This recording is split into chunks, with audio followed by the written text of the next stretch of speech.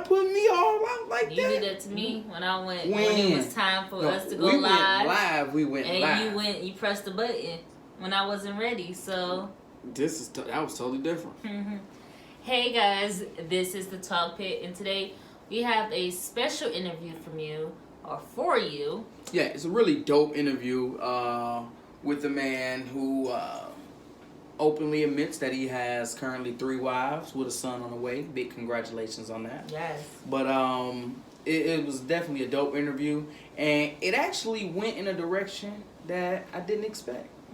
Yep, it gives a religious view on it because a lot of people think about multiple wives or poly relationships. They think about it in a certain way. So I wanted to put a twist on it and put in your mind why someone would actually have multiple wives and exactly how they feel about it. So I think it's a really good idea to listen to it, check it out.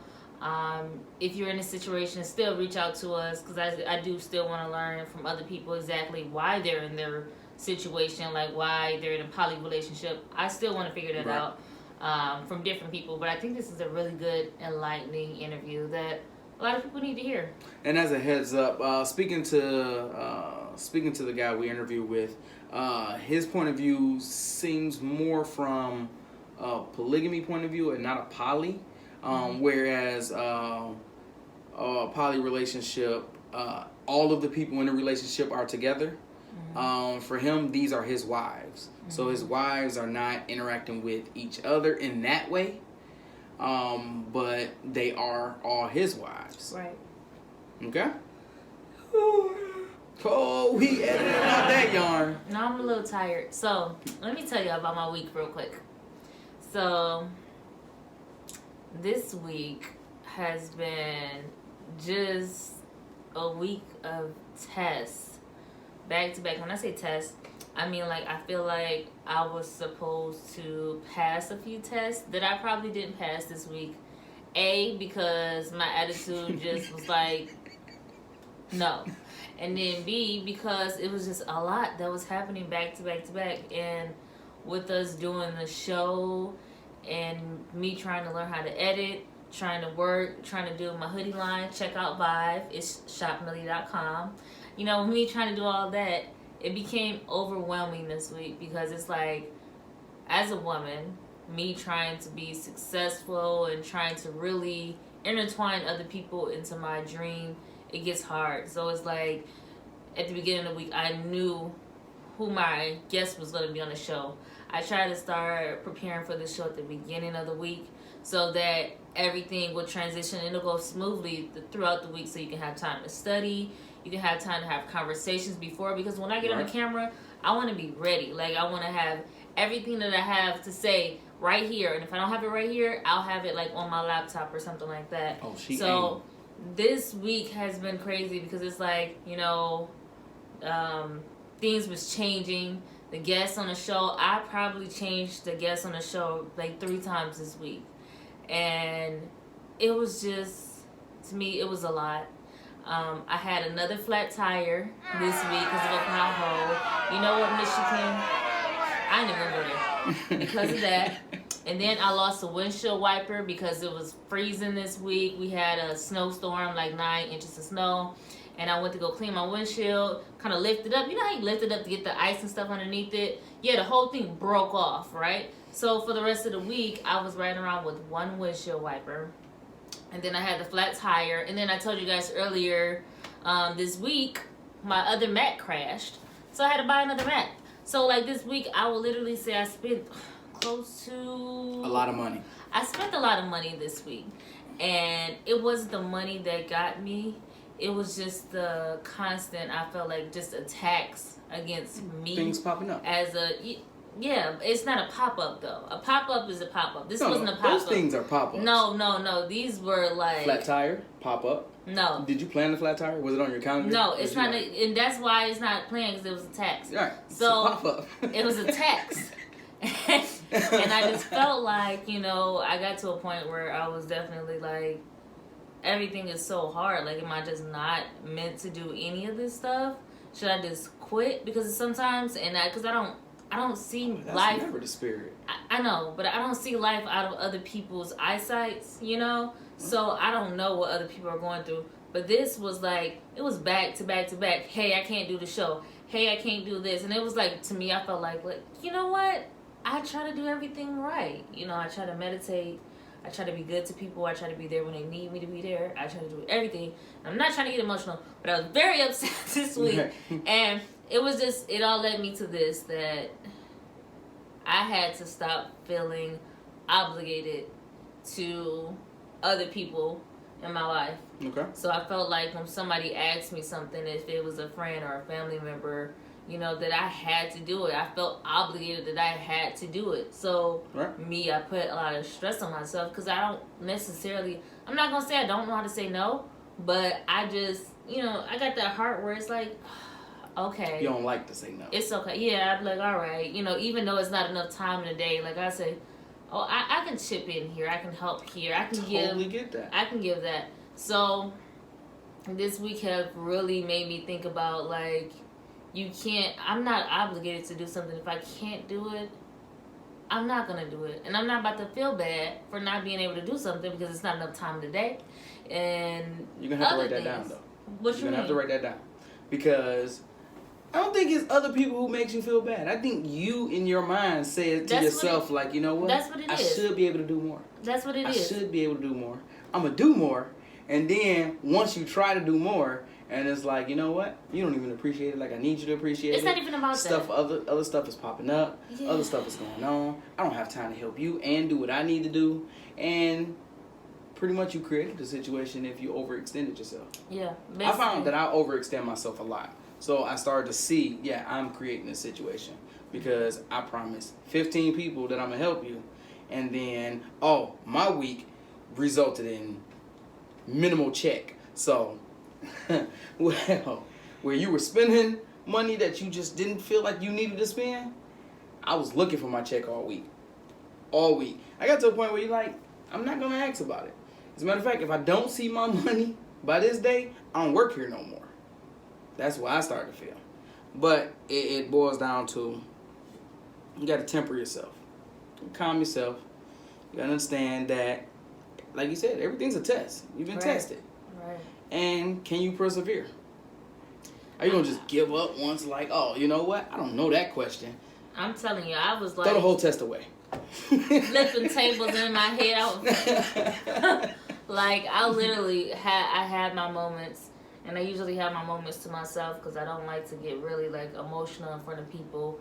I'm still working that out. Because I'm not going to say it made me feel weak, but if it feels like I'm just... It makes you feel weak. No, it's not the word. It's not weak. I just feel vulnerable. That's what it is. So... Can you run that back one more time? Mind your business. So, I say all that to say this. Like, even though a lot of things could be transpiring in your life, it could be work stuff. For me, I feel like it is every single category in life this week that just kind of was like, okay, let's play. Let's have some fun. And it all went like diving in. So it's like work, home, car, business, love life that doesn't exist, and all other kind of stuff. So it's like... Wait. If love life doesn't exist, it didn't throw itself in there. Oh, yeah, no, it still did. It still did. I still got, like, emotional and everything for no reason this week about, like, all kinds of love stuff. Yeah. So... No more Lifetime movies for you. I don't even watch Lifetime. That's the crazy thing. But I just want to say, like, push through. Like, when you hear those voices in your head that say, you might as well stop. You might as well give up. Go sit down somewhere. Go have a drink. I mean, even though there's nothing wrong with having a drink. But I'm saying, like... Absolutely not. Those voices that say, yeah, you're definitely not good enough. This stuff keep on happening, so you might as well give up. You might as well throw it in because it's going to keep on happening. And to me, I got it in my head now that whether it keep on happening or not, I'm going to push through. Because it's going to help somebody. And I got goals to hit, and I cannot hit my goals if I give up. So no matter how pissed off I might get a little mad. I might throw something off the table. Who knows? Because I'm still working on my anger. But I'm not gonna stop. I might, in the heat of the moment, might say, you know what? What's the use? But at the same time, once I snap back into reality, I know the use is because it's gonna help somebody that need it. It may not help them today, but it might help them another day that they actually need it, and they're gonna find it. Right. So I just wanted to throw that out there because my week was trying. Today was trying. Like, my energy was everywhere, and I've been trying to get it together because it's like I'm mentally tired, you know. And people don't understand that. Like, I think so much, right? Because it's like I'm trying to think out work stuff, business stuff, both businesses, and then help people at the same time, help my friends, help my family. So it's like I don't really get a break. So Sundays are my break day, but Sundays now are my edit day.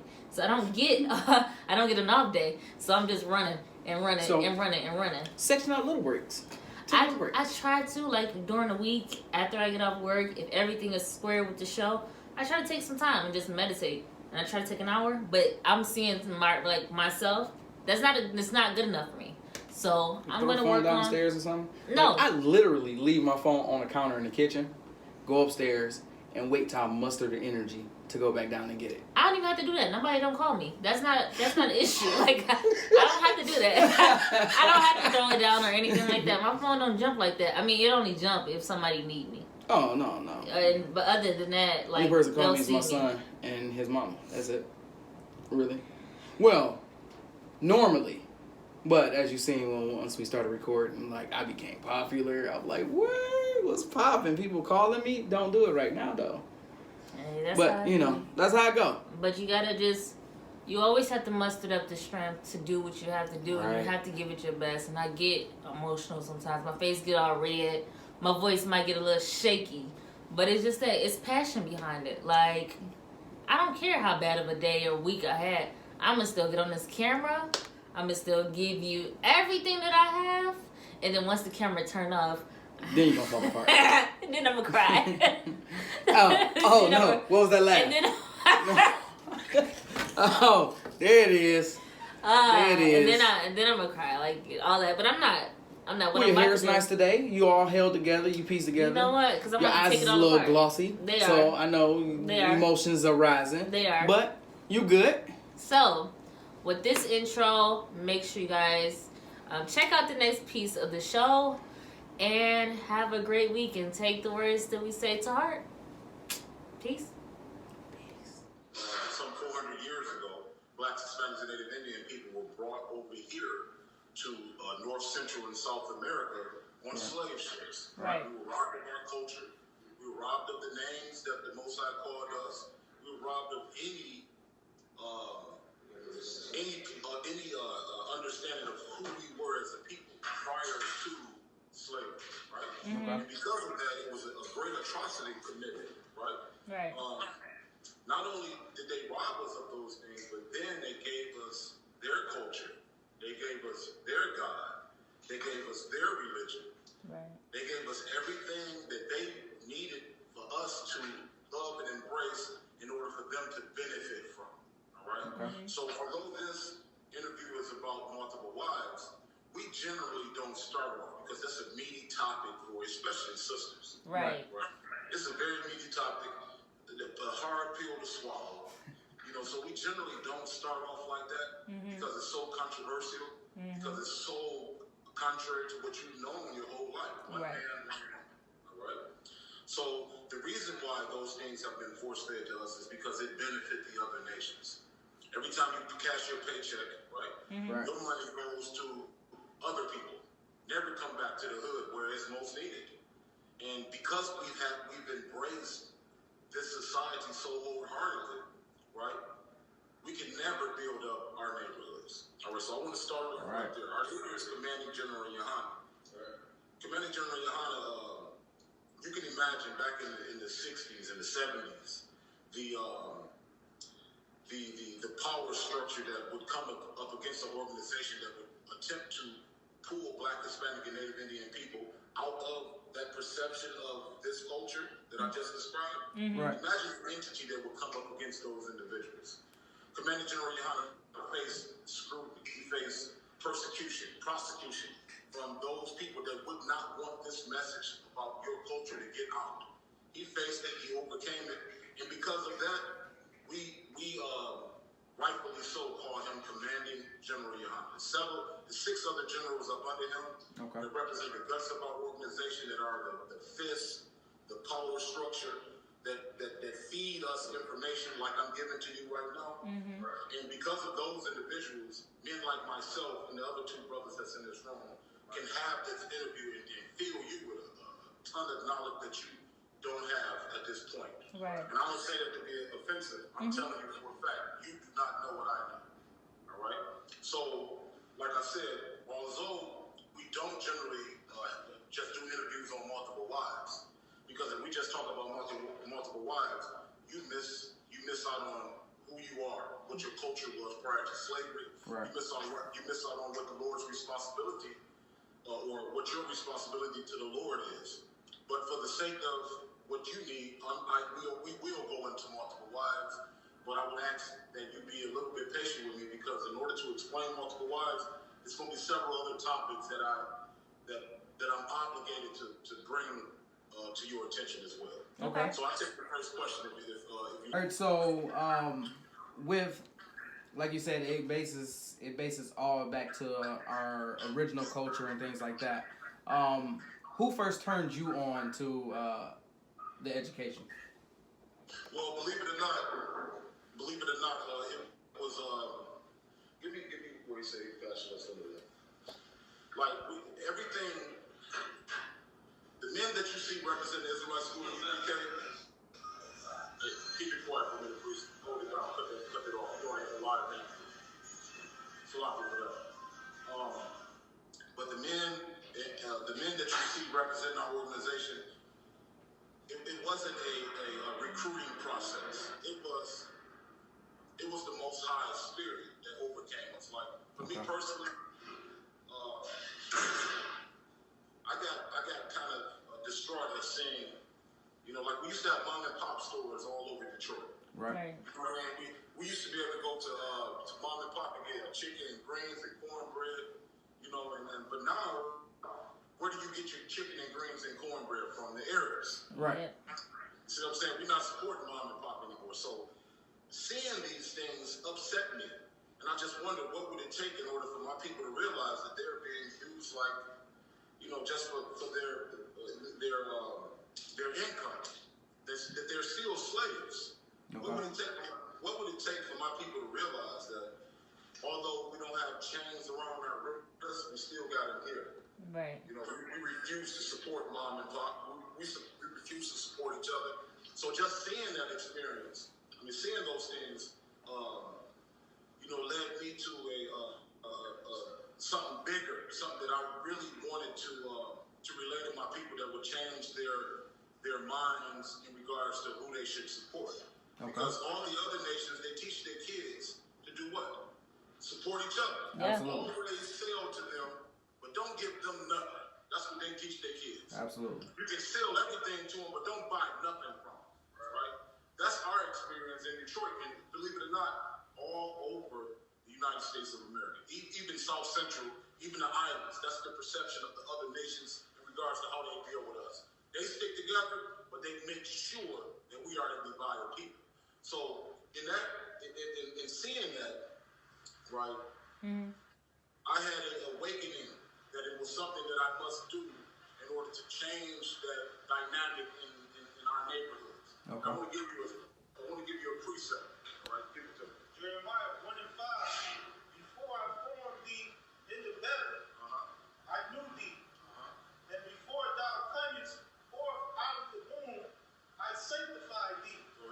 And I ordained thee. He did what? I ordained thee. So how I get it is from that spiritual awakening that I just described to you. Okay. The Lord said that He would make us jealous for the sight of our eyes. That we would look and see all of these people taking advantage of our little daughters. I don't know if you recall, but I look at all of as much as come across my social media, how police do not just men, but how they do our sisters. Look at Absolutely. And I don't know if a couple years ago you saw that police officer at that swimming pool when he tackled that little girl. I saw that, yeah. Man, that right there, sister. Yeah. Listen, man like me, you do that to my daughter, it's a death day for me.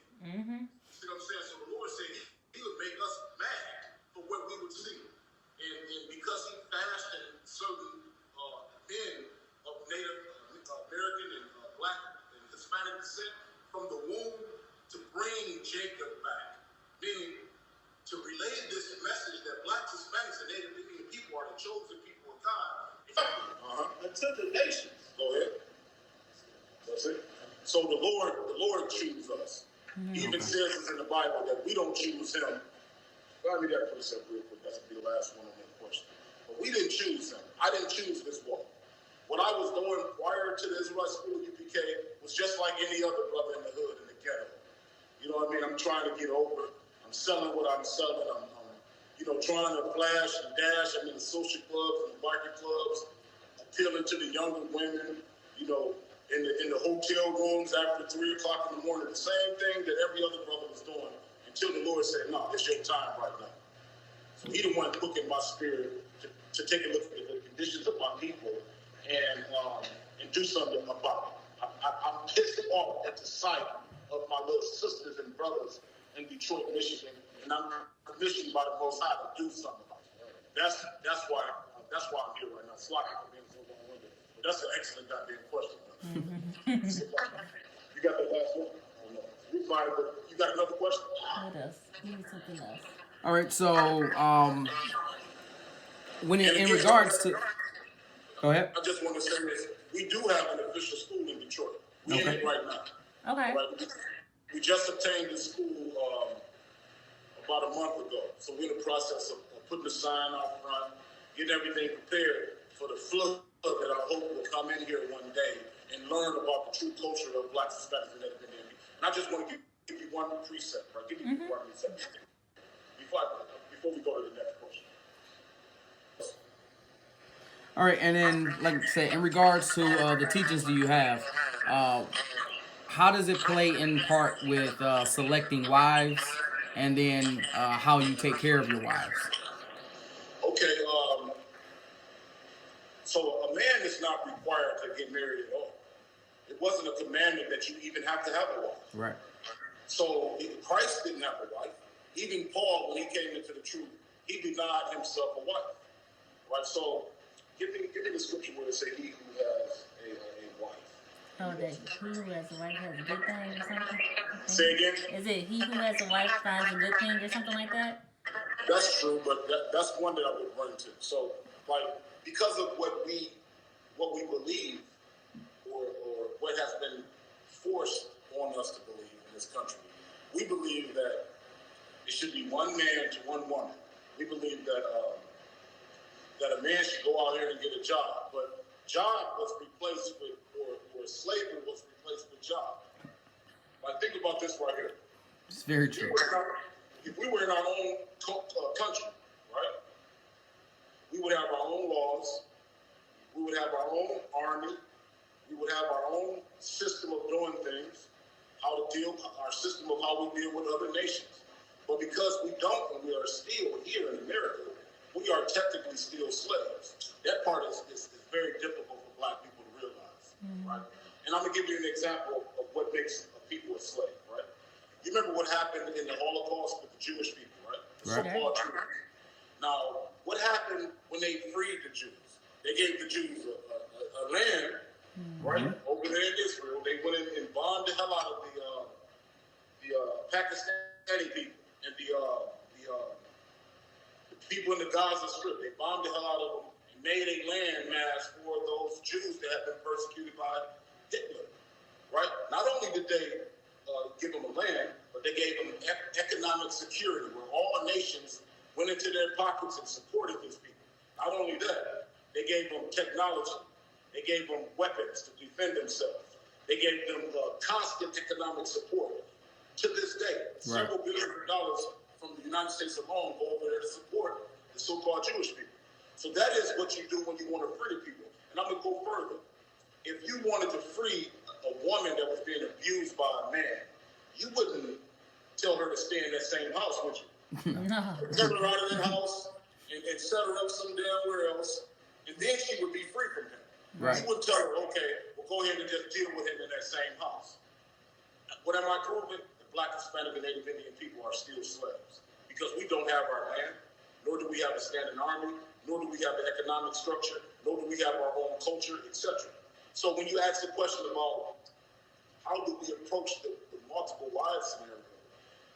We don't. It's not something that we lead with. You know what I mean? I never lead when I meet a woman with, I can have as many women as I want to. My chest all stuck out. That's not how it works. Right. That's something that people push on individuals that don't understand what we really are about in order to distract them from the true message that Blacks, Hispanics, and Native Indian people are God's chosen. They don't want you to know that. So the first thing they're going to tell you is, them niggas is pimps. They take all their women money and they buy big rims and big cars. But if you look at us, we dress very modestly. You understand that? We live modestly, very modestly. We're not out with, like brothers in the hood. They going in big compared to how we do it. And personally, I have 3 wives, right? But you would never know it in the conversation that you and I had. Right. You know what I mean? Because that's not what I lead with. It's not about that. Right. So let me tell you something. Let me tell you something about multiple wives, right? You use multiple wives as a means to build your nation. And that's the reason why it is our culture, because we need to build Black, Hispanic, and Native Indian people. If every brother in America had, let's say, 5 wives, and each wife gave him 3 children, think about the implications of that right there. You look down the line 20 years from now, you will see another 100 million Black people. You see? That's true. But what they want you to do is believe in abortion and not believe in the life that you can make so abundantly by accepting the fact that a man can have more than one woman. So, Slaki, I don't know if I answered your question, but just give me that scripture. It's never something that we lead with. I mean, I don't. You know how I approach women? Anytime I have a conversation with women, you know what I want to do? I don't want to sleep with them. I want to tell them who they are as a people. That the Lord made you in such a special way, but this filthy, disgusting place that you're in got you behaving in such a way. That's what I want to tell everybody. I ain't trying to bang them like that. Man. That ain't it us anymore. If we wanted to just have sex, we wouldn't be doing it under the Bible. We wouldn't be doing it with the Bible. Right. You understand? So it's something that people want to tell you first, brother and sister, in order for you not to get the big message.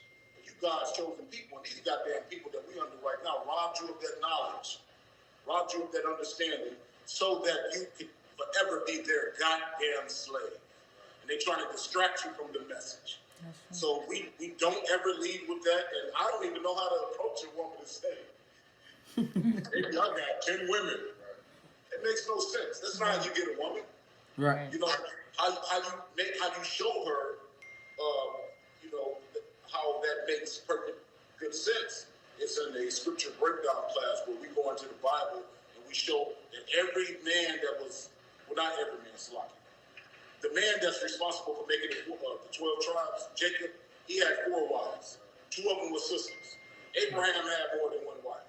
All of the great prophets, the majority of them had more than 1 wife.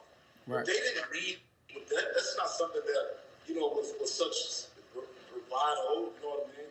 Right. It was our culture, so it wasn't a surprise. That's how we roll, man. You know what I mean? Like right now, we got 7 to 1 sisters.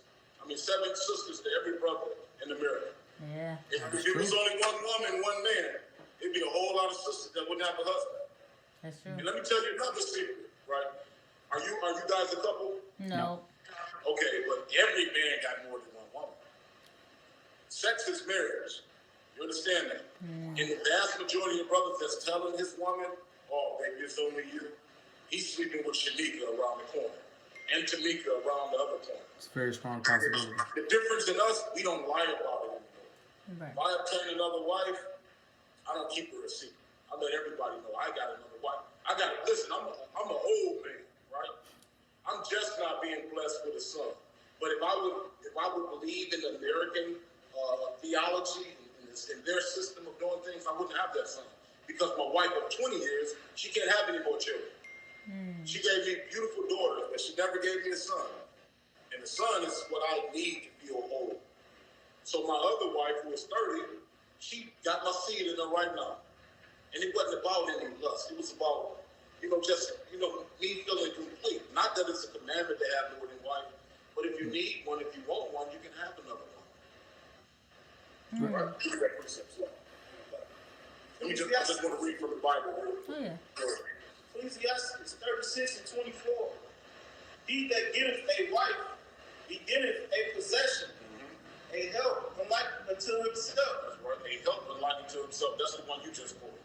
But it's another one. 1 Corinthians what? 7:33. You got it? 1 Corinthians 7:33. But he that is married care for the things that are of the world. Right. How he may please his wife. So a man that's married now, he want to please his wife, including myself. I want to please the women that love me. So I do have an obligation, you know what I mean, to those women that I lay down with. It's no pimping in the Israelite school in the UK. Okay. Right? You know what I mean? What we want to do is build our nation up and rip from the minds of our people that they have to conform to this place. You see, we can be something different. We can separate our spirit from it and do our own goddamn thing. I ain't saying jump on no boat and go somewhere else, but we can absolutely stop supporting them in the hood, can't we? Yeah, Can't we absolutely. stop going to their goddamn liquor stores and their grocery stores? Couldn't 100,000 of us band together and donate a check to build a grocery store in the name of black people? Couldn't we do Yes, we things could. like that? We can't do it, though, if what's on the minds of black women especially, these niggas just want more cootie caps to lock in. These niggas just want to have more women on their ride. Right. We ain't gonna be able to do it if Satan is so powerful in the minds of black, Hispanic, and Native Indian women. You know, that is a tactic to defeat our progress. To say these niggas is just pimps. Which that's the last thing we want to do coming into this school. Right. Right. You got another one? So, with the relationship, it's more so built off of spirituality and knowledge. Well, the relationship is built off of what the Lord required of us.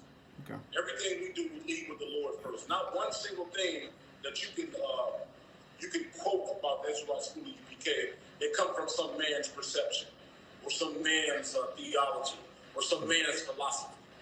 Every single aspect of everything that we do, we get it from the culture that the Lord said belongs to the Israelites. You see, it ain't about me personally. It's about what the Lord wants of me. You see? Okay. I guess I got one.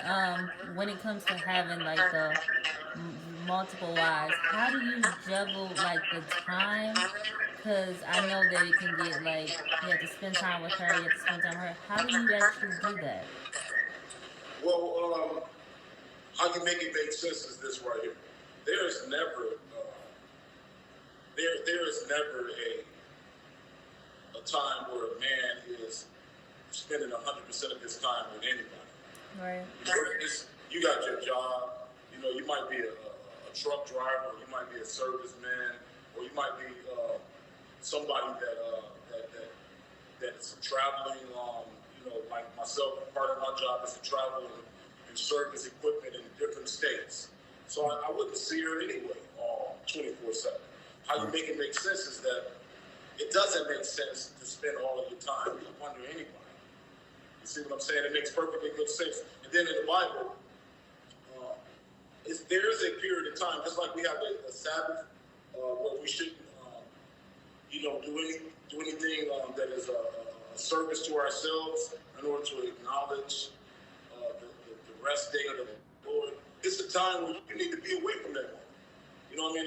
Like sis, this times of the month where that man that you love can't stand your ass because of how you treat him. And during those times, you should be allowed to separate from her as opposed to making so she could miss you for a time. Right. You understand that?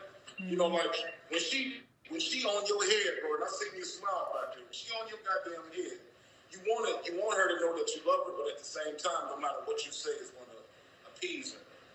The Lord may give you always say for the Lord.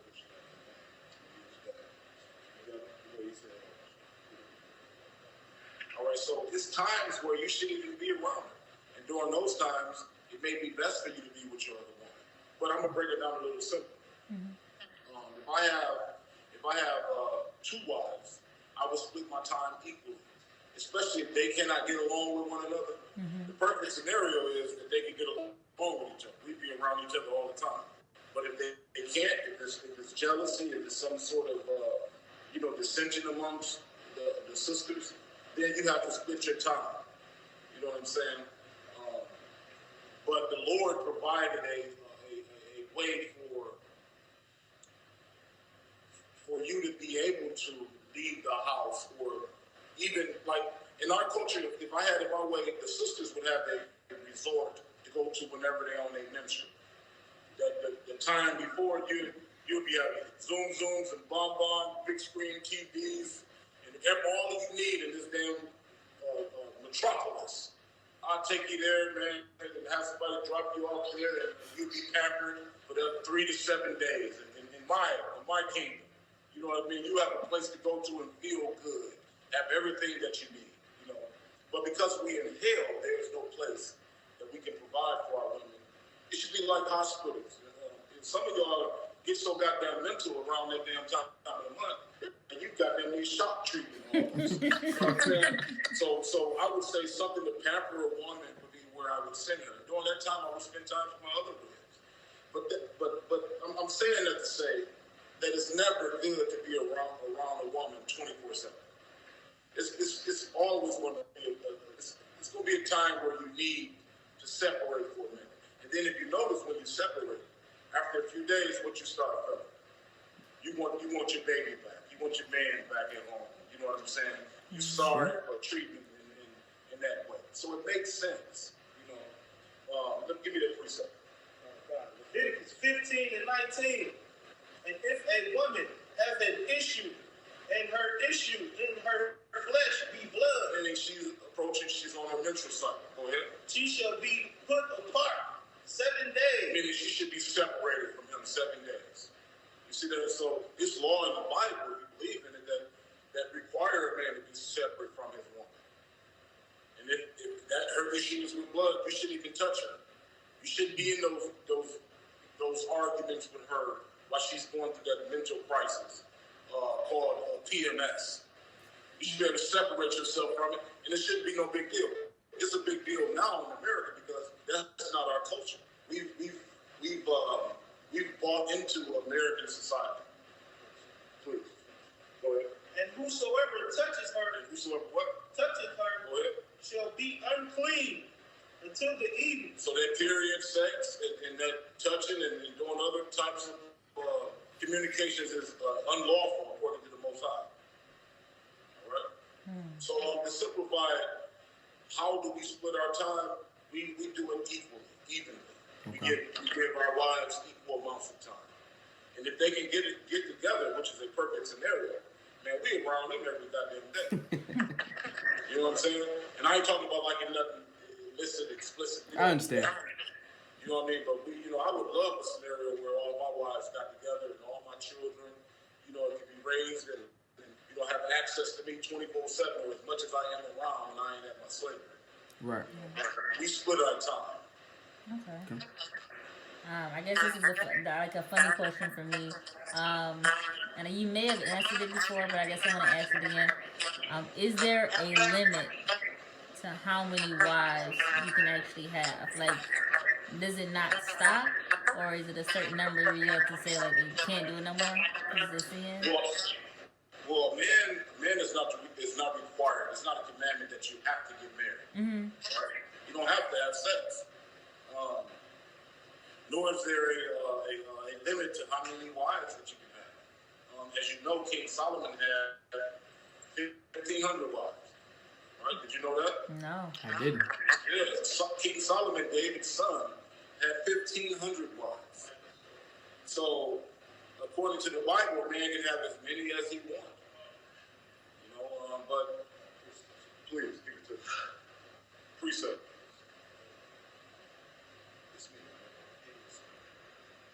2 Samuel 12 and 8. 2 Samuel 12 and 8. And I gave thee thy master's house and thy master's wives into thy bosom, and gave thee the house of Israel and Judah. And if that had been too little, I would moreover have given unto thee such and such things. Right. So when you said, read it again one more time. 2 Samuel 12 and 8. I gave thee thy master's house and thy master's wives. You see that? So, and that was who? That was, This is the Lord talking to King David. okay. So when you hear him say he gave the king Saul, that was King Saul. He gave King Saul's wives to David. So in our culture, right, this is how it goes. If, like, say for instance, that I die, right? This is in the Bible. If I die, the women in my household will go to my brother. See that? My brother will take on those responsibilities. That'll be like one of these men right here. You know what I mean? To ensure that what I establish, keep it moving. And that it doesn't go to somebody in another nation that would tear down everything that I built and disseminate it amongst his people. It will go to one of my brothers. Right. And if you take the carnality out of it, why wouldn't I want my brothers to take over my responsibilities, man, and ensure that my legacy continues? That's a great honor, man, for one of these men to step up and make sure that my daughter don't be some slut out here in the neighborhood. That my son don't fall in the prison system. You see what I'm saying? That my household keep the operations of it intact. That's a great honor to have your brother step up and assume the responsibility. And there's examples in the Bible where the Lord commanded a brother who had just lost a woman who had just lost her husband. He commanded the brother to marry her and go into her and bring out seed in the name of his brother. That's in the Bible. Okay. So, you know, it's just so different from what our experience here in America is that it seems foreign. But, you know, you just got to get in it and start living it and doing it, then it becomes second nature to you. And it ain't no big thing. You know what I'm saying? Mm-hmm. You got another question? I think, and this might be my last question. I don't know if you have a question, but I know that like over time, there's always a shift, and you know people are always trying to put a new twist on the Bible and everything. How would you feel about? Because I know that one day someone is going to do this, if it's not already done yet. Women having multiple husbands. Well, women already have multiple husbands. That's nothing new. Like right now, the average woman, she jumped from man to man to man and then back around again. That's been done. You know, whoredom is what they say is the oldest profession in the history of mankind. You know what I mean? So, in terms of what I feel about it, it's irrelevant. It's what the Lord feels about it. Right. If you believe in the Bible, it's what the Lord says that counts, not my personal opinion. Right. Because before this, I didn't care. The majority of brothers didn't care about who else she had. They only cared about who she was with at that time. Mm-hmm. You see what I'm saying? So you asking me, I only can give you what the Lord feels about it. You remember, it's an example in the Bible where the woman had been caught in adultery, that very act. Yep. And the Sadducees and the Pharisees brought her to Christ, and they said stone her, but she was caught in the very act of adultery, right? Mm-hmm. So first of all, what you need, if you believe in the Bible, what is adultery? Right. Mm-hmm. And how can adultery be committed? So let's give you those two precepts and show you how the Lord feels about it. My personal opinion is irrelevant because if you take the Lord out of it, the guy that I was didn't care. Mm-hmm. You know what I mean? It's always been like that. Like my mama had many, many husbands, right? The sex is marriage according to the Bible. Did you know that? No. Oh my God, let's get you grab sex is marriage. You give me a precept what you got. Leviticus 20 and 20. And the man that committeth adultery with another man's wife. Hold up, you hear what he's saying? And the man that commits adultery with another man's wife. Right, go ahead. Even he that committeth adultery with his neighbor's wife, the adulterer and the adulteress shall surely be put to death. That's what the Lord said. If a woman is married to a man and she go have sex with another man, and if that man knows she's married, the Lord said both of them get stoned to death. My personal opinion is irrelevant. The Lord said both of them die. Right? So a man can have a woman that is not married to another man. But a woman, if she's married to a man, can't have a man whether he's married or not. You see what I'm saying? It don't work that way according to the Bible. Did I make that clear? No, you did. I mean, according to the scripture, did I Absolutely. You got other scriptures. A woman cannot have but one husband. If he dies, she allowed to, have another man if he dies. But as long as her husband lives, you got to do something. As long as he lives. No, give me the one. He got sex with me. Give me one where it was as long as he lives. Give me that. The Lord said, as long as that man lives, she's bound to him forever. And if she has sex with another man, that is what adultery is.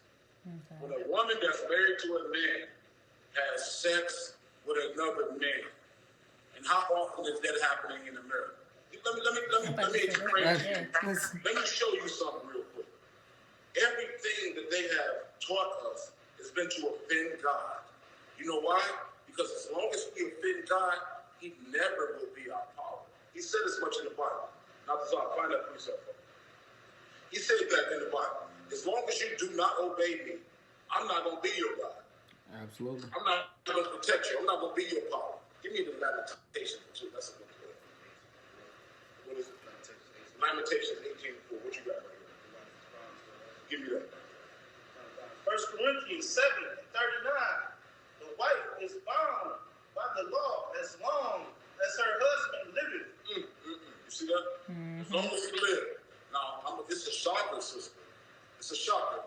But what they teach us in the Christian church and in American society is that we can have boyfriend and girlfriend all our lives as long as we don't do what? Go down to City Hall and sign a piece of paper. How ridiculous is that if you think about it? Did the Lord say you got to go to your slave master and get his signature in order for a marriage to be legitimate? No. He didn't say that. You know what he said sex was? Read. Genesis 24:67. And Isaac brought her into his mother Sarah's tent. Now Isaac didn't even have his own goddamn house. He took the sister into his mama's house. Keep reading. And took Rebekah. And did what? And took Rebekah. And had sex with Rebekah. Go ahead. And she became his wife. Sex is marriage. And there's many, many precepts throughout the Bible that support that right there. Think about the intimacy involved in a man and a woman getting together, man. That's the Lord put that thing together right there. When think about the man, it's like I don't want to get too goddamn explicit, but all you got to do is just think about them times where it was like, oh my God, I can't believe this is happening to me.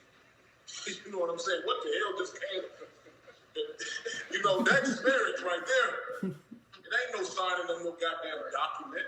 Now we did have contracts where like a brother that wanted to marry my daughter would come to me and say, man, that woman you raised, that woman you raised is amazing. So what do I have to do in order to obtain that right there? I might say, man, go on, man, she ain't ready yet. You don't want them type of problems.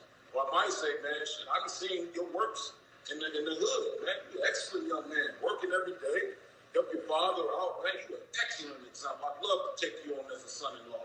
But first you got to bring me a pickup truck and a goddamn some blacksmith equipment, some jewelry, etc. And that brother will go work for that stuff and bring it to me, and then guess what I say, man? You worthy of my baby. Here you go.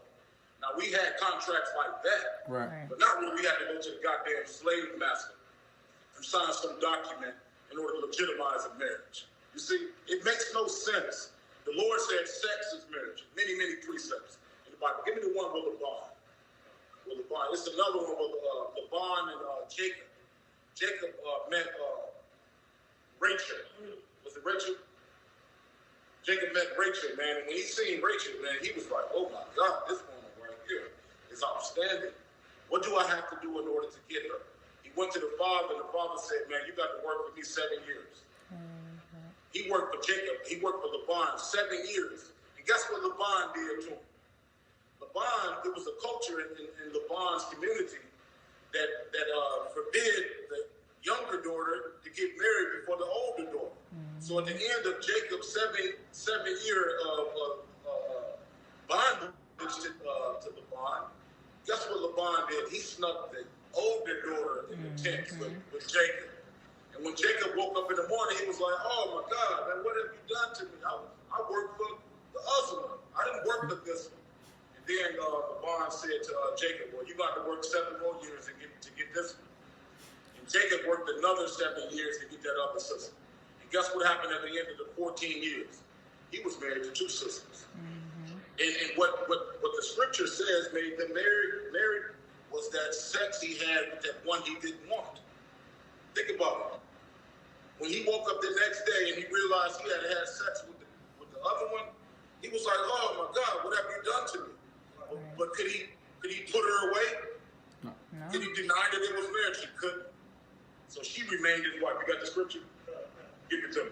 Genesis 29 and 25. Come a little closer, please, so they can hear.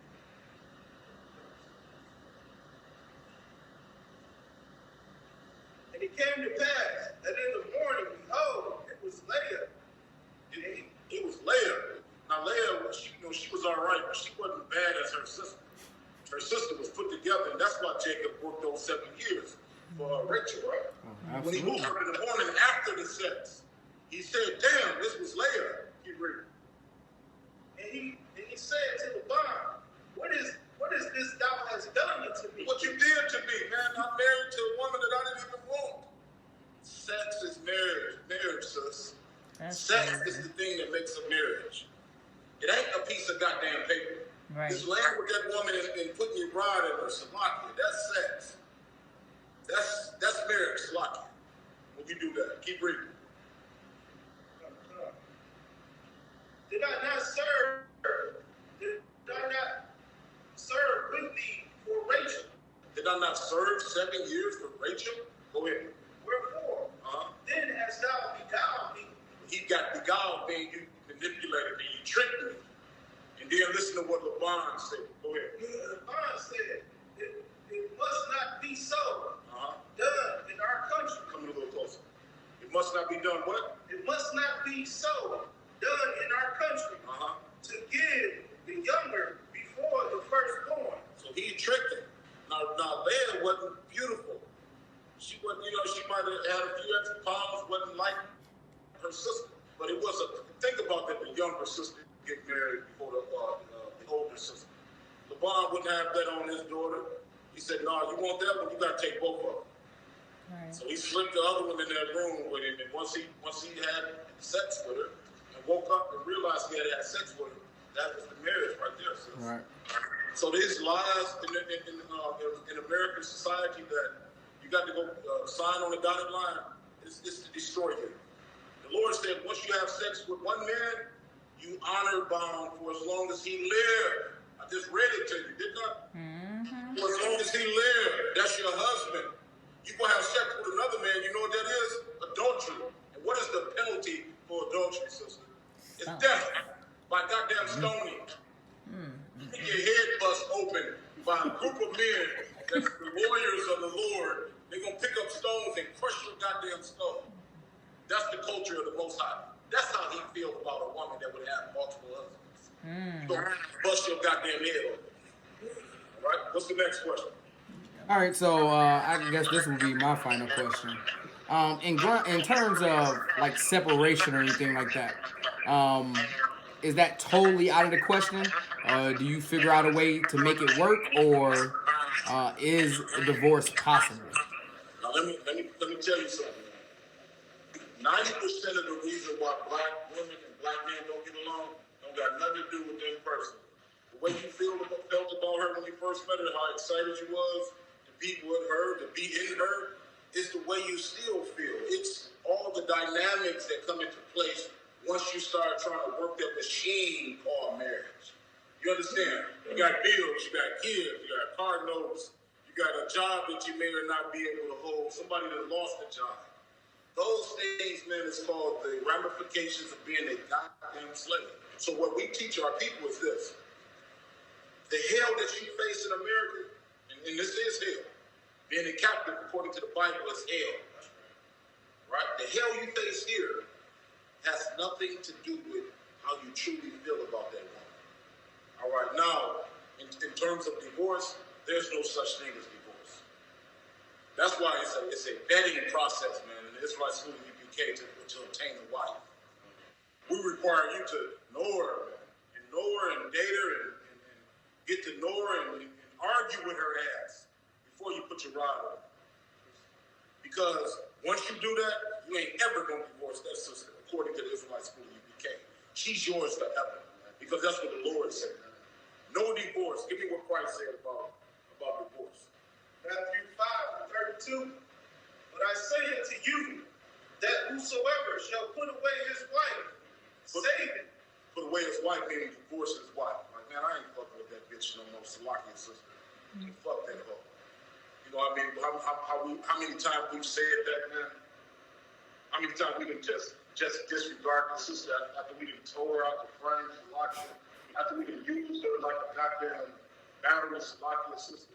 How many times we just felt it was okay to just leave her? That is disgusting to the Lord, man. They could do that to my daughter. I want to bust his goddamn head. You see what I'm saying? You done made her love you, and all of a sudden, because she argued, she won't be a mess. She mentally a basket case, so she don't know what to do with all these goddamn bills. If you can't hold a job, you taking the goddamn income tax money, telling you gonna flip it. You know what I'm saying? And picking up the money, she should be a goddamn basket. Now you want to leave her? Nigga, I want your goddamn head, man. You see what I'm saying? So it ain't no such thing as divorce. You marry my daughter, nigga, I'm gonna find your ass. I'm the one you ain't gotta worry about her, you gotta worry about the dad, goddamn it, up in here.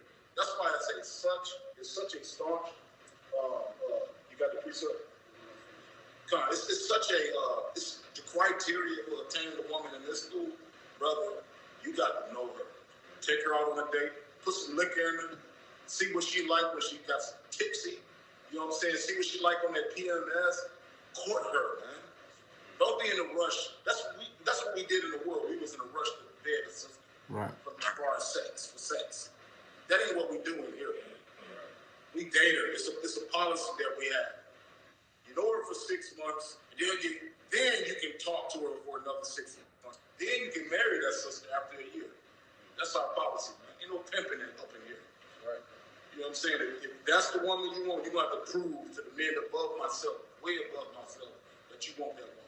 And all her shit. If all of our women are sick, in basket case, they got along with the bipolar, they got their anemic. They bipolar and anemic. They always fucking cold. You know what I'm saying? You got to figure out if you can deal with that. If you can't deal with it, that ain't the system for you. But Makes sense. Jacob, he dealt with it. He worked 14 years for that one woman. You see the point? We don't require you to deal with her, get to know her for a year. Okay. So it ain't no divorce according to the Bible.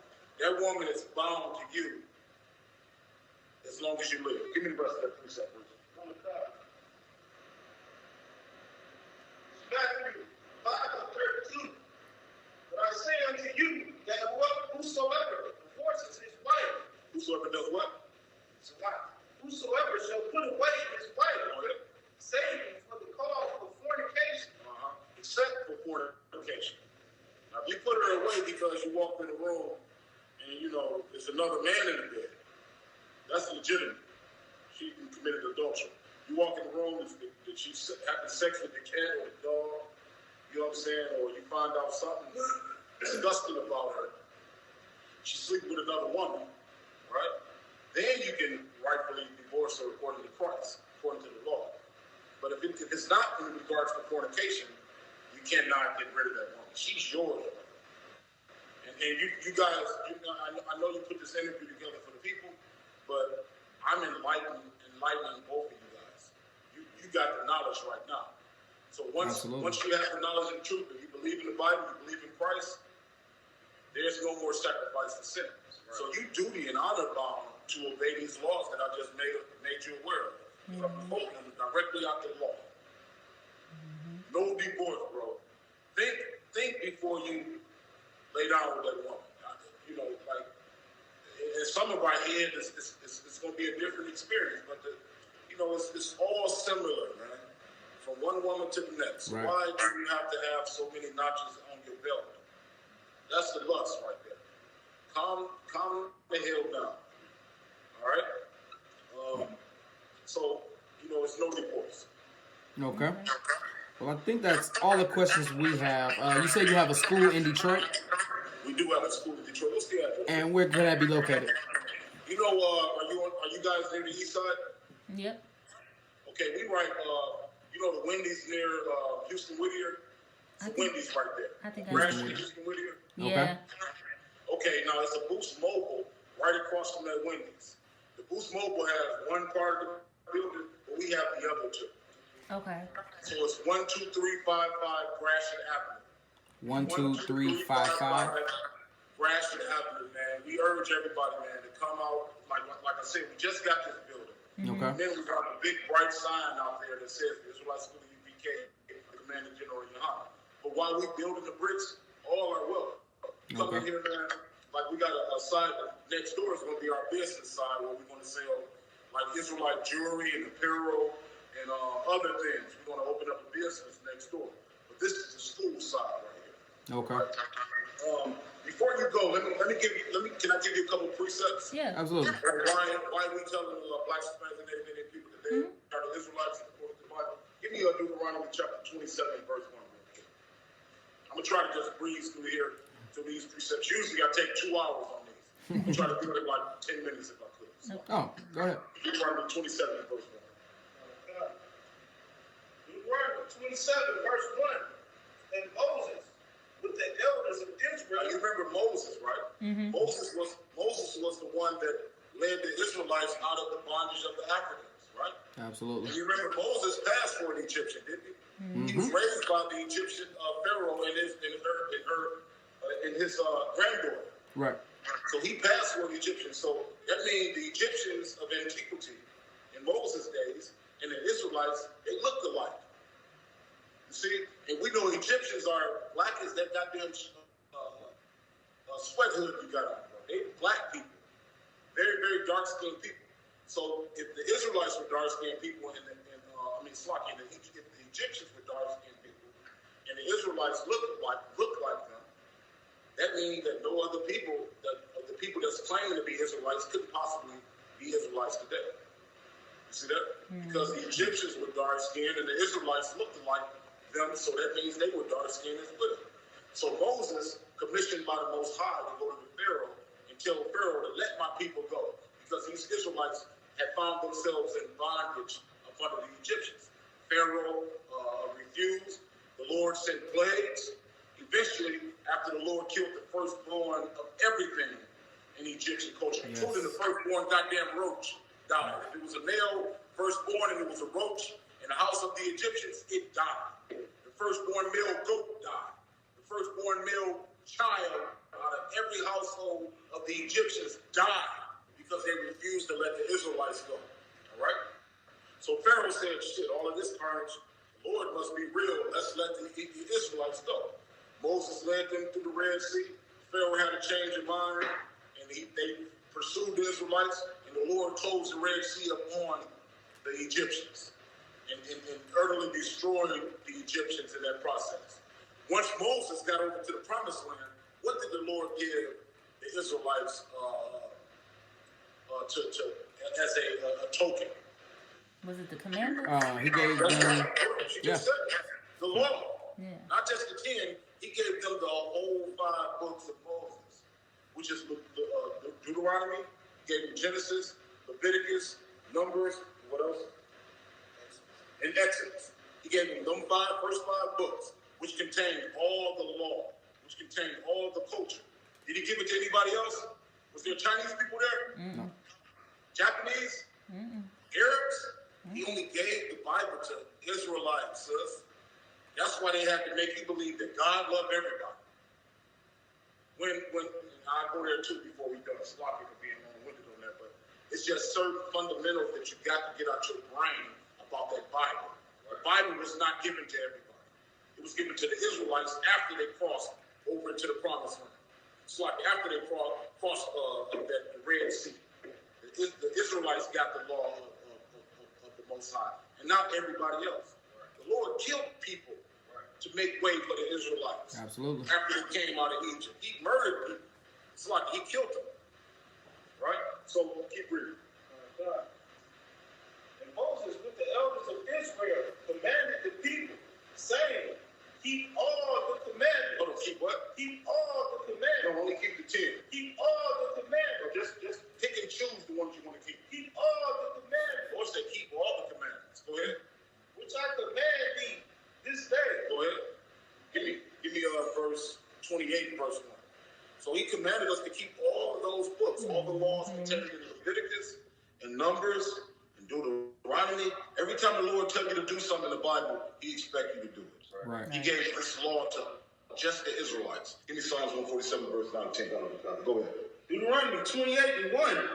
And it shall come to pass. Now, if you do keep all of these laws, go ahead. If thou shalt hearken diligently unto the voice of the Lord thy God, to observe and to do all. Hold on, just some of them. All. If you observe them to do what? All. Go ahead. His commandments. Go ahead. Which I command thee this day, that the Lord thy God will set thee on high. What? On high. If you do what I tell you to do, I'm going to set you on high. And he's talking to the Israelites. Keep going. Above. Hold on, below. Above. Subpart. Above. Equal to. Above all nations Keep going. of the earth. He's going to set you above everybody else. If you do what he tells you to do. The reason why they robbed you of your culture, sis, brother, is because they don't want you to do what the Lord told you to do. If you don't do what he told you to do, guess what you're relegated to? A goddamn slave. That's right. Not realizing you should never shop with them. Never forego mom and pop to go shop somewhere else, man. Never leave your own, man, to support somebody else like they geek Martin Luther King Jr. dumbass up to do. Convince black people that we should support people that will spit in our ice cream. What the hell I'm gonna sit in Woodworth, downtown Detroit, and get served a goddamn shake with boogers in it? That's what Martin Luther King convinced us that we should do. Hell, that sounds ridiculous, man. I'd rather go get mom got that goddamn automatic manual ice cream churning goddamn machine that cranked with ice in it. She put the sweet in there. That's what I want to go get. Ain't no boogers in that. Right. But these bastards convinced us that we were better off serving our enemies, man. You know why? Because we refused to hearken unto what the Lord told us to do as a covenant forever. Was that it? Give me what is that? Deuteronomy 28. And let me show you. I just want to hammer the point home that the Bible is only written for one people. Give me Psalms 147, verse 19. Psalms 147 and 19. He showeth his word unto Jacob. Hold on, he showed his word to. He showeth his word unto Jacob. Now, as I said, Jacob is the forefather of the Israelites. He's the one man that had 4 women that made the 12 tribes. Right. He showed his word unto the Israelites. Go ahead. His statutes and his judgments unto Israel. Go ahead. Verse 20. He hath not dealt so with any nation. And he ain't dealing with them, man. He gave us the law. He commanded us to follow the law. That's right. Not the other nations. The very reason why they robbed you of your nationality and your culture is so that you wouldn't know this, right? Right. You remember that statement? If you want to hide anything from a nigga, you put it in the book. They talk about the Bible. They talk about the Bible when they make that statement. If you ever want to hide anything from a nigga, you put it in the Bible. You know why? Because we never read this, man. We never read this. All right? Give me Deuteronomy 28 and verse. You got it? Give me verse 15. Did we just read 15? Or was that 1? Give me 15. Give me 15. Deuteronomy 28 and 15. But it shall come to pass, if thou wilt not hearken unto the voice of the Lord thy God, to observe to do all his commandments. If you don't do all that he commanded you, know, the Christian church teach you to pick and choose the laws that you want to obey. In fact, Creflo say, man, that they nailed him to the cross. Right. You ain't got to do none of them goddamn laws. None of them.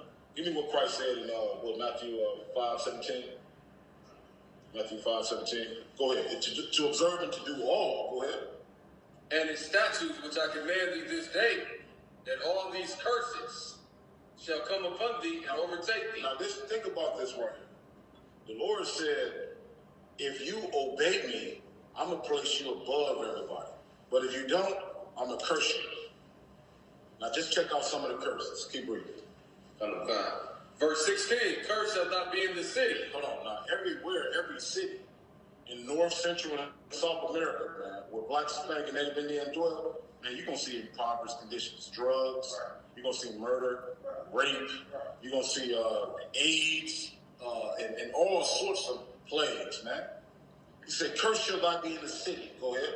And curse shall not be in the field. And everywhere in these cities where black people work, man, motherfuckers, excuse me, they fucking with us and on these jobs. Right. See what I'm saying? We got to contend with not only our people who jealous if we get up the ladder a little bit, but the man who hate that we eligible for those extra perks.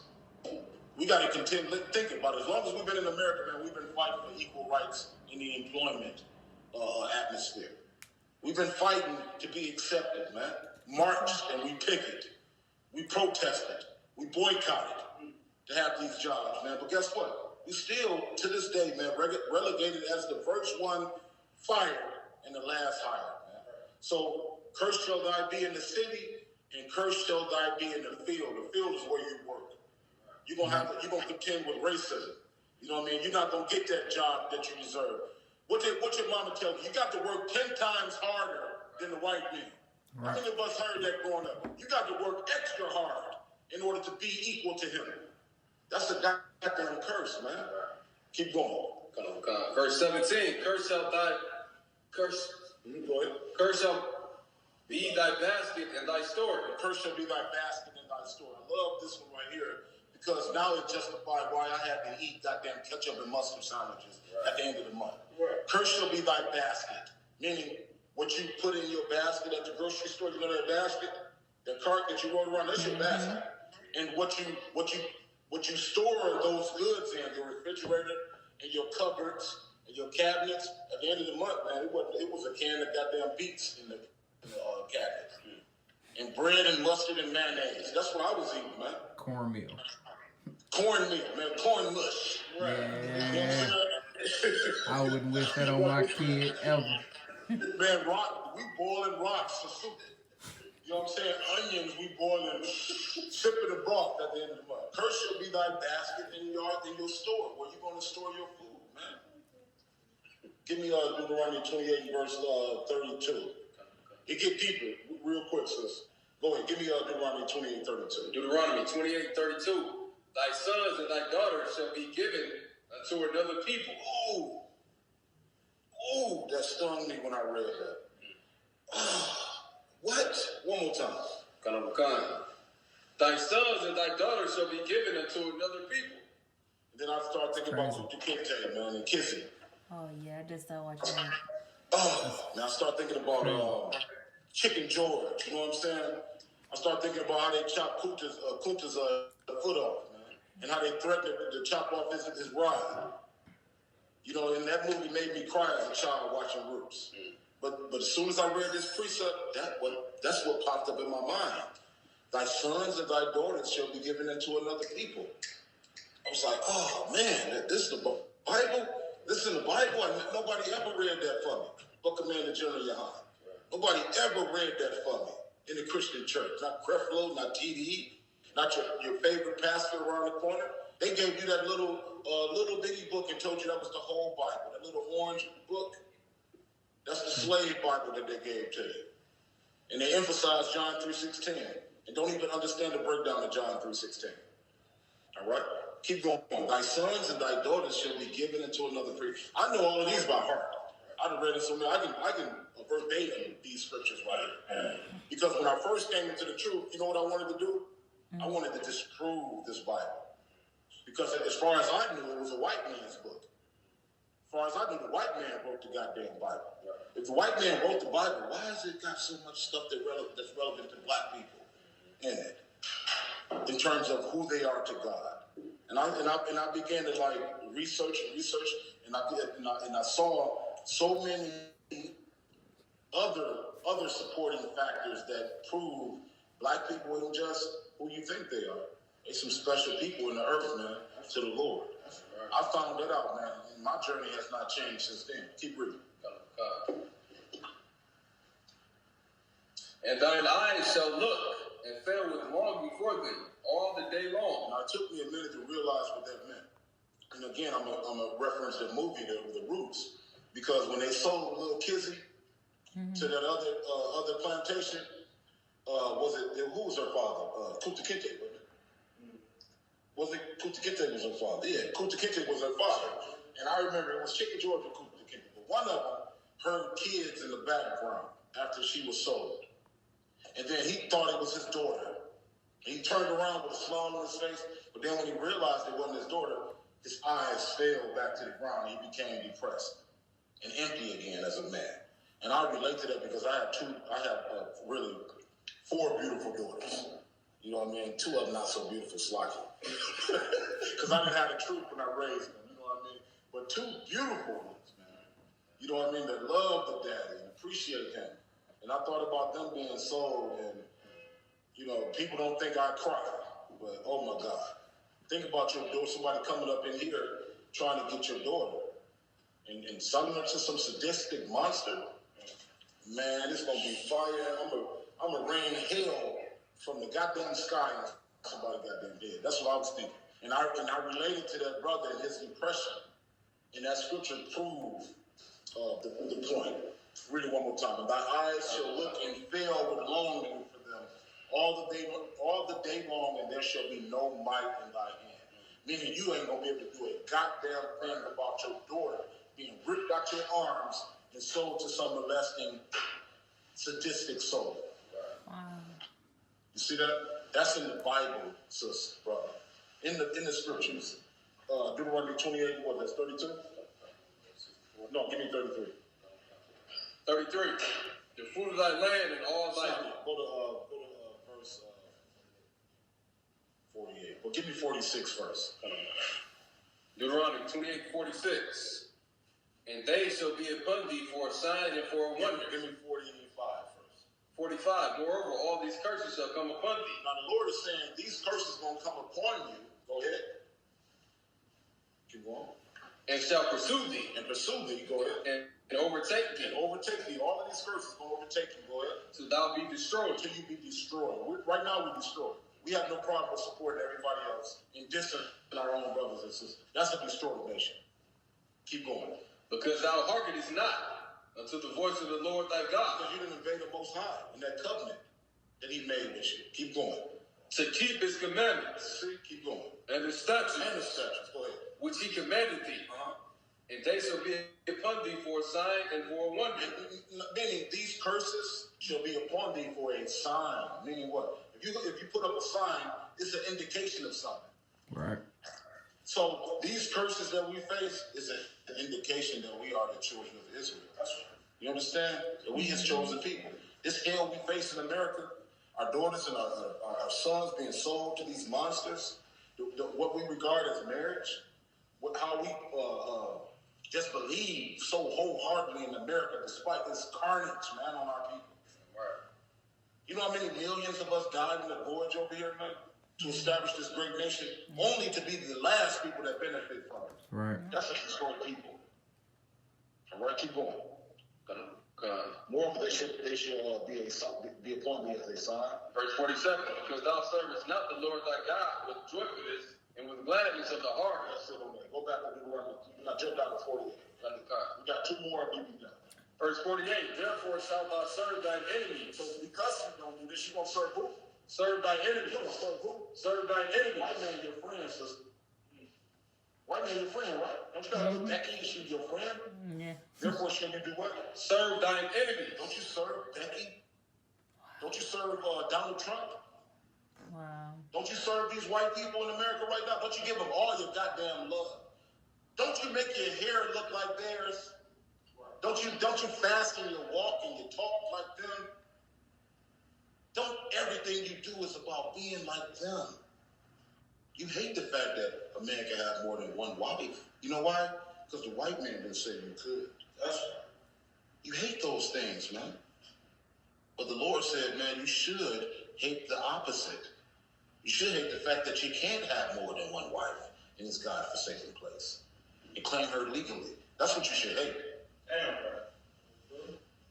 We so twisted in our goddamn thinking, man. It's going to take men like these niggas that you see in the ghetto to raise up, come out their stupor, and all of a sudden you see them talking about the goddamn Bible. If you knew me 10 years ago If you ain't hear me now, you'll be like, God damn, what this nigga here? This nigga for real. Now, I know that ain't that guy. But it takes men, like the Lord said, he ain't gonna put some guy that's already up there in charge of black people. He gonna raise them up from the boroughs and the ghettos, right. From the lowest states in humanity, and raise them up and do tremendous things with them. I'd be selling weed out this motherfucker, Salaki. You know what I'm saying? All of us, we be doing busting goddamn head. You look around and you be scared of the niggas I roll with. On the surface, but let them open their mouth up. The only thing they want to teach you is the Bible and the culture and how to escape from the white man's oppression. Right. It's only one way to overcome these curses. Right. Is by following the laws again. That's right. Embracing the culture. Not getting blindsided because a man got another wife. Right. Right. Don't be so goddamn simple, man. It's much more complicated than that. It's 7 to 1 man. You see, it's 7 women to 1 man in America right now. Probably a bigger number than that. Black women, and I'm flocking for going off. And I'm going to go right back to this. I want to ask you all a question. Who is the most atrocious murderer in the Black, Hispanic, and Native Indian community? Who knows? Among both of you guys. The most atrocious murder? Black people in America than this particular person. Who's the biggest killer in the Black community? Is it gangs? No, it's the government itself. To me, I don't know. I'm gonna give you that. I'm gonna give you that. That's all I'm saying. I'll give you that, sis. But the government is the one that convinced us to kill our babies. Collectively, black men and black women get together and say every day to the tune of 400,000 a year. Did you know that? I ain't talking about Hispanic and Native Indian people. Just black people. We kill 400,000 babies every year, sis. That's a lot. Since Roe v. Wade in 1972, we've amassed a insurmountable number of black babies, man. You know what they do with our black kids? They steal the stem cells and the development of tissue. And guess who they feed that to? They feed it to the people that are on the top of society. They got stem cells, man, that they injecting in people, man, with money and keeping them alive, man. Right. It's like it was going off. But we collectively, I wanted to put it on black women, but I ain't gonna go there today. But we killing our babies. That's another thing that need to be brought out there. Stop having abortions. If you don't want to have a baby, stop having sex. Right. Period. It's like it. Go to Deuteronomy 28 and verse, no, you was at 48. Go to verse 50. Deuteronomy 28 and 50. A nation of fair countenance. Go back to 48. Verse 48. Therefore shalt thou serve thy enemies. We serve them. You've already broken down how we serve them. Go ahead. Which the Most High shall send against thee. In hunger. And what? In hunger. When you go purchase all your groceries from Maize and Food, you serving your enemies. Go ahead. And in thirst. When you pay your water bill, you serving your enemy. Go ahead. And in nakedness. When you buy the clothes, all of us gotta buy clothes. We serving our enemies. Go ahead. And in want of all things. Everything you want, including your woman, bro.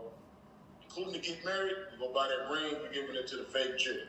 You go buy a house, you're giving it to the mortgage company that's ran by white people. You go buy the wedding dress, you're giving it to them again. Everything that you do, man, is in support of your enemy. Keep going. And he shall put a yoke of iron upon them. He should do what? He shall put a yoke of iron upon thy neck. You got that picture with that brother with that iron bar around his neck. You ever seen that in the slavery pictures? That yeah. Iron? Mm-hmm. Yeah, that's what it's talking about. In slavery. He should put a yoke of iron about my neck. Go ahead. Until he have destroyed thee. Once we have robbed you of everything, you can take it off. Because now, guess what? You a willing slave. He don't need to chain you two together no more. He can take the bars off, and guess what you're going to do? You're going to serve him willingly. You're going to dress like him, talk like him, fix your hair like him. You're going to be ashamed of your features because they don't match what he has. I don't know if you can see that picture right there. And he shall put a yoke of iron about my neck until I be destroyed. Now he took that off because he destroyed your ass. Now you're killing your babies willingly. He ain't got to feed them to alligators no more. Because you feed them to the abortion clinic. Y'all ever heard of alligator babies? Yeah. Do the research on that. Google that right there. YouTube that. Keep going.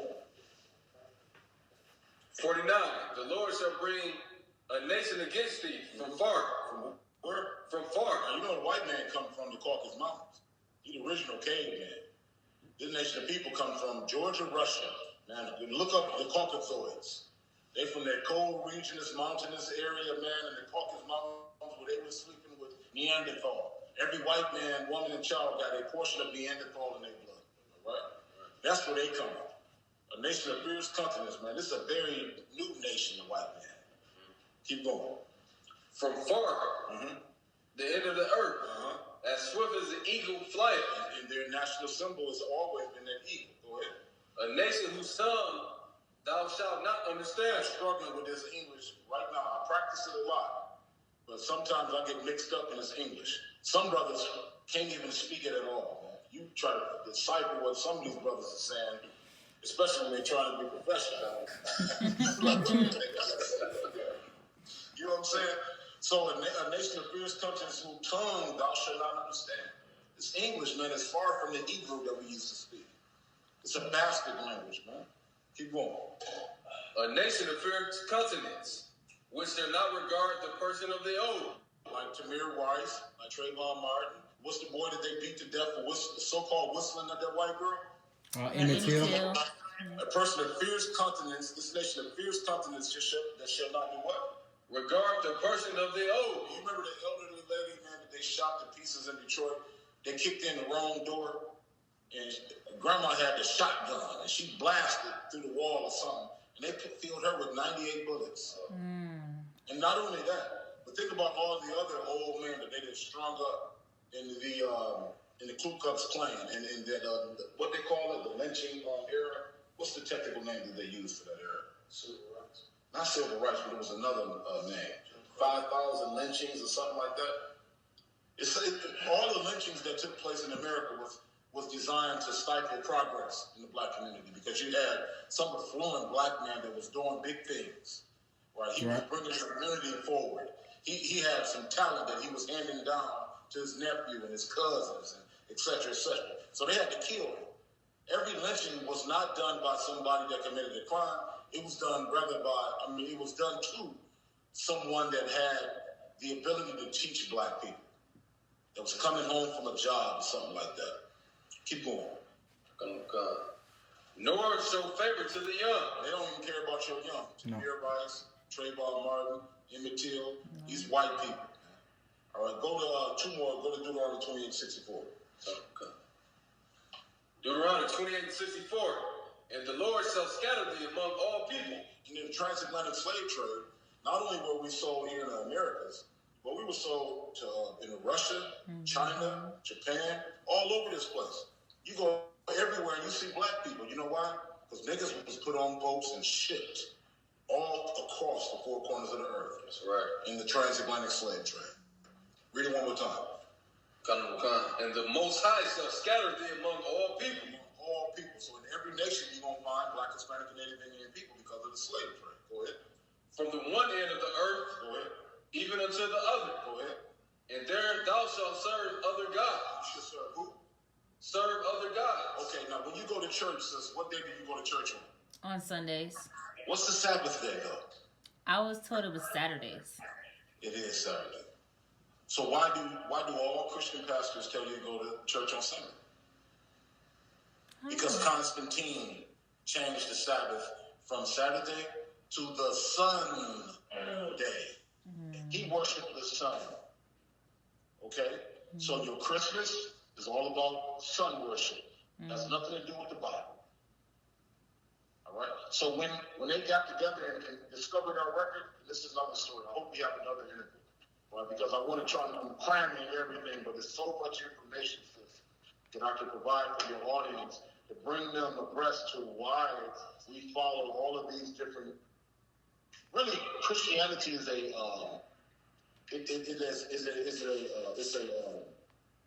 coming together of all the religious celebrations of all these different nations in the earth. Okay, you find that in the Fourth Council of Nicaea. All right, I'm gonna give you that. You can look that up, and I'm gonna prove that not only Christmas, but that cross that you wear, and you believe it has something to do with Yahushua or Jesus, right? Another bit of information: when was the letter J created? That was created what, like I don't the know. 1500s? It was after, because it was never no J. Right, it was never a J in the English language. Mm-hmm. J was only introduced in the 200 years ago. Slide. 200 years ago, 230 years ago, J was introduced into the language. So Christ was 2,000 years ago. So his name couldn't have been what? It couldn't have been Jesus. Okay. Yeah. Couldn't have been Jesus. The right name is Yahushua. Okay. Mashiach Yahushua, meaning the anointed deliverer. All right? All right, go to, I'm about done almost. Where you at? 64. I mean 64. I just read that. Read it one more time.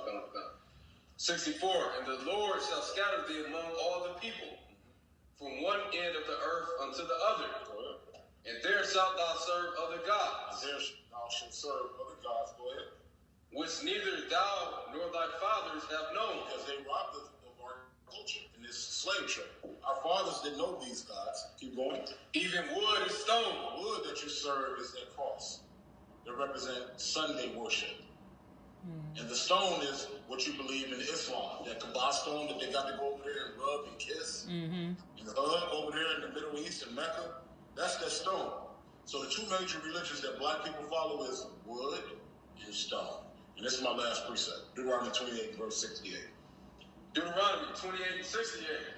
And the Lord shall bring thee into Egypt again. And the Lord shall do what? Bring thee into Egypt again. Now, you know, the Israelites, they walked into Egypt. Right? They walked into Egypt and then suffered captivity, bondage. Right. Right? They walked over there. Now, the water didn't encompass all of the land. All right? It didn't split the land mass from one region to the other. It was a way that you could walk over into Egypt. All right? So the Israelites didn't get on the boat and go into Egypt. They walked.